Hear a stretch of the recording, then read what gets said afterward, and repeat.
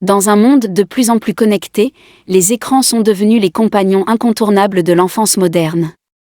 Ils promettent divertissement et éducation, mais derrière leur lueur hypnotique se cachent des ombres inquiétantes.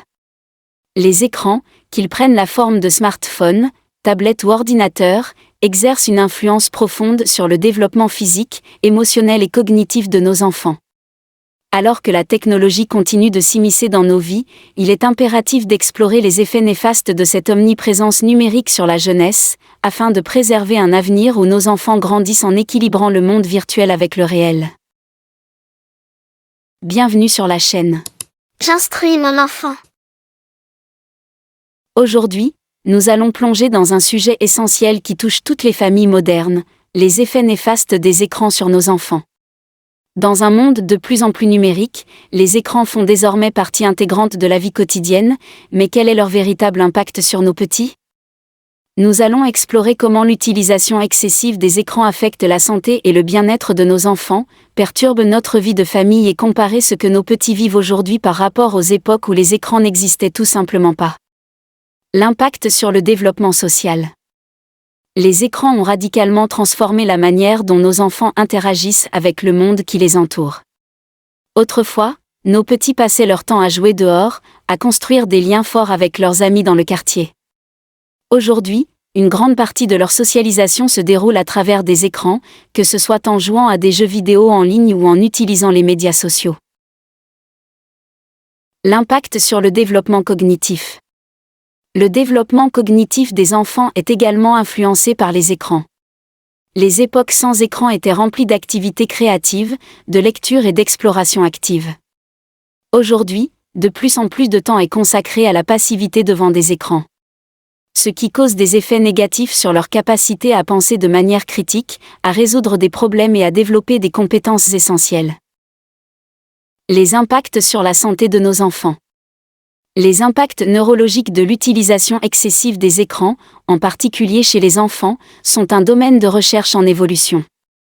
Voici quelques points clés qui ont été identifiés dans certaines études. Système de récompense et de plaisir. L'utilisation fréquente et intense des écrans peut influencer les systèmes de récompense et de plaisir du cerveau, en particulier la libération de dopamine. C'est une substance chimique associée à la sensation de plaisir, et des niveaux élevés de dopamine peuvent être liés à des comportements de recherche de plaisir, un élément central dans les comportements addictifs. Altération de la structure cérébrale. Certains chercheurs ont étudié les changements potentiels dans la structure cérébrale liés à une utilisation excessive des écrans. Par exemple, des études ont suggéré des modifications dans le volume de certaines régions cérébrales, bien que la signification précise de ces changements soit encore débattue. Troubles de l'attention. L'utilisation prolongée des écrans peut également être associée à des troubles de l'attention. Des recherches ont suggéré une corrélation entre le temps d'écran élevé et des problèmes d'attention et de concentration. Sommeil perturbé. L'exposition à la lumière bleue émise par les écrans, en particulier avant le coucher, peut perturber la production de mélatonine, l'hormone du sommeil. La plupart des experts conviennent que la modération dans l'utilisation des écrans, en particulier chez les enfants en développement, est cruciale pour préserver la santé mentale et cognitive. Comparaison avec les époques sans écran. Pour mieux comprendre l'impact des écrans sur nos enfants, jetons un coup d'œil à ce à quoi ressemblait l'enfance avant l'ère numérique. Les époques sans écran étaient caractérisées par des jeux en plein air, des interactions sociales en personne, et une grande dose d'activité créative. Les enfants passaient leur temps à construire des cabanes dans les arbres, à jouer à cache-cache, à dessiner avec des crayons et à inventer des histoires avec leurs amis. À l'époque, les moments en famille étaient souvent centrés autour de jeux de société, de conversations et d'activités partagées. Les écrans n'étaient tout simplement pas une distraction constante. En comparaison, aujourd'hui, de nombreuses heures de jeu et d'interaction se déroulent devant un écran. Bien que la technologie puisse offrir des opportunités éducatives, elle a également remplacé certaines expériences précieuses que nos enfants avaient autrefois. La technologie évolue à une vitesse fulgurante, et elle continue de façonner la manière dont nos enfants grandissent. Les applications éducatives, les jeux interactifs et l'accès à une immense quantité d'informations peuvent être des atouts précieux. Cependant, ils peuvent également créer une dépendance et éventuellement affecter la créativité de nos enfants. Les parents jouent un rôle essentiel dans la gestion de l'utilisation des écrans par leurs enfants. Il est important de définir des limites appropriées, d'encourager des activités hors ligne et de communiquer ouvertement sur les défis liés aux écrans. En conclusion, rappelons-nous que les écrans ne sont ni bons ni mauvais en soi. Ils sont devenus une partie inévitable de nos vies, et leur impact sur nos enfants dépend de la manière dont nous les utilisons. En tant que parents, enseignants et adultes responsables, nous avons le pouvoir d'influencer positivement la relation de nos enfants avec la technologie. Nous avons exploré les effets néfastes des écrans sur les enfants, l'impact négatif sur la vie de famille, et les changements dans le développement des enfants par rapport aux époques sans écran. Il est essentiel de rester informés et engagés pour garantir que nos enfants grandissent de manière équilibrée dans ce monde numérique en constante évolution.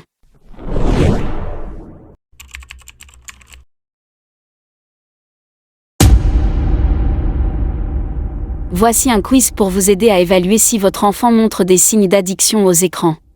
Combien de temps votre enfant passe-t-il en moyenne devant un écran, télévision, ordinateur, tablette, smartphone, par jour en dehors du temps scolaire? Moins d'1 heure? Entre 1 et 2 heures? Plus de 2 heures? Comment réagit votre enfant lorsque vous lui demandez de mettre fin à son temps d'écran? Il obéit immédiatement sans protester? Il proteste légèrement mais finit par éteindre? Il résiste de manière intense et ou réagit avec colère? Est-ce que l'utilisation des écrans de votre enfant affecte son sommeil?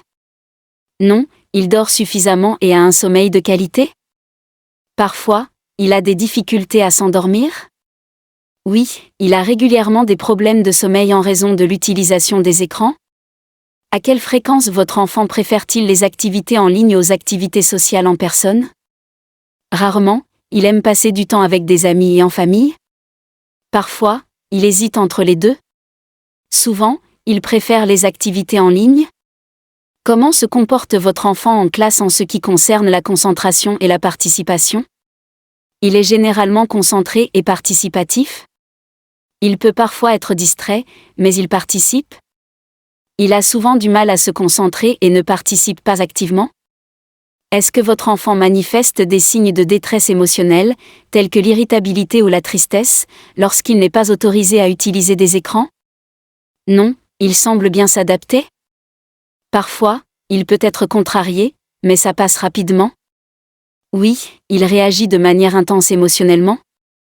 Résultat, si vous avez principalement des réponses A, il est probable que votre enfant n'ait pas de problème significatif d'addiction aux écrans. Si vous avez principalement des réponses B, cela peut indiquer une utilisation modérée des écrans, mais il peut être utile de surveiller de près. Si vous avez principalement des réponses C, il est possible que votre enfant montre des signes d'addiction aux écrans, et il peut être judicieux de consulter un professionnel de la santé pour une évaluation plus approfondie.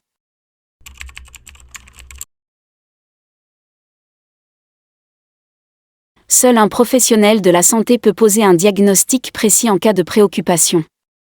N'hésitez pas à consulter si vous avez des inquiétudes concernant l'utilisation des écrans par votre enfant. À bientôt sur la chaîne. J'instruis mon enfant.